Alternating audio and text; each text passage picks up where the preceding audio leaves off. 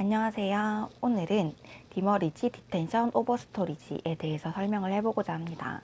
제가 신입 때 이 세 개의 개념을 잘 몰라가지고 상사분한테 물어봤었는데 상사분은 뭐 나중에 알게 될 거야 라고 하시면서 안 가르쳐 주시더라고요. 바빠가지고 제가 그래서 구글도 뒤져보고 네이버도 뒤져봤는데 뭐 딱히 도움이 될 만한 게 많이 없었어서, 왜냐면 다 태선료 등등 어려운 단어들만 써 있어가지고 제가 그때 제대로 이해 못하고 있어가지고 많이 혼났었거든요.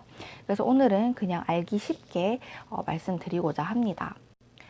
이 디머리지, 디텐션, 오버스토리지는 보통 해운 수입에서 많이 쓰이는 용어예요. 항공 수입 같은 경우에는 화물이 이제 한국에 도착을 하면 항공사 창고로 예를 들어 반입이 되면 그때부터 바로 비용이 발생을 하거든요. 근데 해운 수입 같은 경우에는 컨테이너가 한국에 들어왔어요. 그리고 CY라는 곳에 반입이 되는데 그 반입되고 나서 며칠 동안은 프리타임 기간이라는 걸 줘요. 그래서 그 프리타임 기간 내에 모든 걸 해결해야 되고, 만약에 그 기간을 초과하면 발생하는 비용이 바로 디머리지, 디텐션, 오버스토리지라는 거예요. 그래서 오늘은 이 세 개의 차이에 대해서 간략하게 얘기해 보겠습니다. 첫 번째, 디머리지 비용입니다. 디머리지 프리타임 기간 내에 화물을 찾아가지 않을 경우 선사에 내야 되는 비용이에요. 보통은 14일 정도를 주는데 선사마다 다르기 때문에 항상 확인을 해 보셔야 되고요. 예를 들어 1월 1일에 화물이 한국에 도착을 해가지고 CY에 반입이 됐어요. 그러면은 디머리지 기간이 프리타임 기간이 14일이라고 하면은 14일까지는 물건을 반출을 해야 되는 거예요. 예를 들어 1월 12일 날 물건을 반출해서 13일 날 화주한테 갖다 줬어요. 화주가 있는 공장에 갖다 줬어요. 그러면은 디머리지 비용은 발생하지 않는 거예요. 왜냐하면 14일 내에 화물을 찾아갔으니까. 여기까지는 이해하기 쉽죠. 두 번째는 디텐션입니다. 디텐션 프리타임 기간 내에 컨테이너를 선사에 반납하지 않을 경우 발생하는 비용입니다. 컨테이너는 포워딩 게 아니라 선사 거거든요. 그래서 쓰고 선사에 반납을 해야 돼요, 보통. 그래서 그 기간이 정해져 있는데 그거를 바로 디텐션이라고 합니다. 예를 들어 볼게요. 디머리지 프리타임이 14일이고 디텐션 프리타임도 14일이라고 쳐볼게요.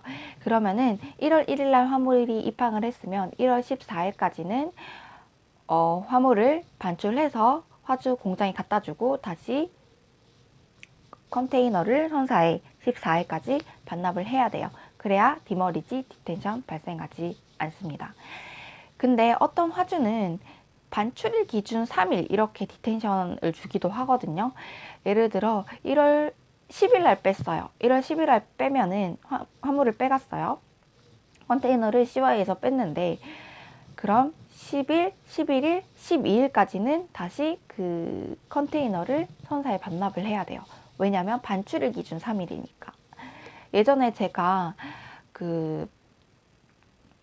한번 신입 때 디텐션이 무조건 반출일 기준 3일인 줄 알고 1월 14일 날 화물을 빼가지고 15일 날 갖다 줬거든요, 선사에. 그래서 디머리지가 14일 프리타임이었으니까 비용 발생 안 했겠지, 다행이다 라고 생각을 했었는데 그 디텐션 비용이 반입일 기준 14일이었던 거예요.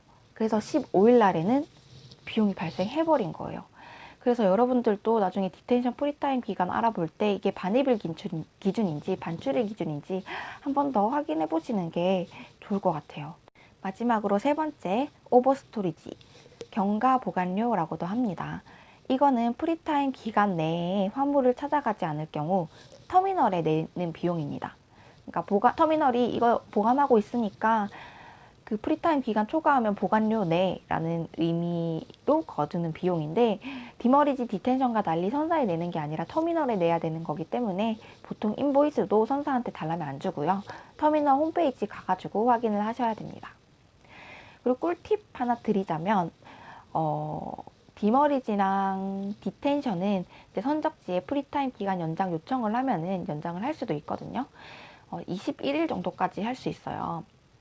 근데 오버스토리지 같은 경우에는 선적지에 요청을 해도 보통 이렇게 연장이 안 되는 경우가 많기 때문에 나중에 연장할 일이 있으면 오버스토리지 비용이 발생한다는 거에 대해서는 유념하고 계시면 될 것 같습니다.